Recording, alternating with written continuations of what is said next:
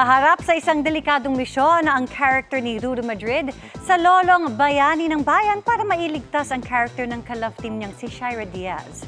Maliligtas kaya ni Lolong si LC? Yan ang chika ni Aubrey Carampel. Ang pinakamasaya sanang araw sa buhay ni na Lolong at LC na kanilang pag-iisang dibdib. Nauwi sa trahedya nang lusubin at guluhin ito ng mga Atubaw Hunter.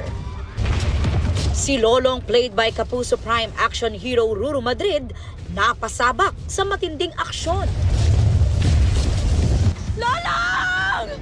Samantalang si LC na ginagampanan ni Shaira Diaz, walang awang binaril at hinampas pa sa ulo.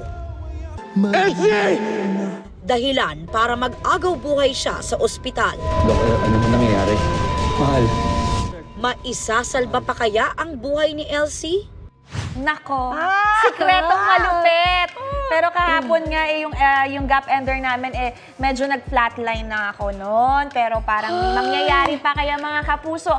Abangan nyo yan gabi-gabi. Ang mas pinatinding eksena sa Lolong Bayani ng Bayan.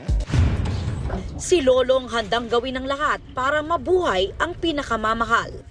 Kailangan niyang hanapin ang ubdaw na pinaniniwala ang makapagpapagaling kay LC na nasa pangangalaga ni Apo Ayo, played by Michelle D.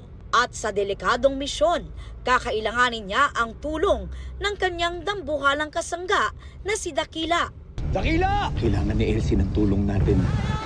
Makuha kaya ni Lolong ang ubdaw? Gagaling pa ba si LC? Ang mga kasagutan malalaman sa Lolong Bayani ng Bayan pagkatapos ng 24 oras. Aubrey Carampel, updated showbiz happening.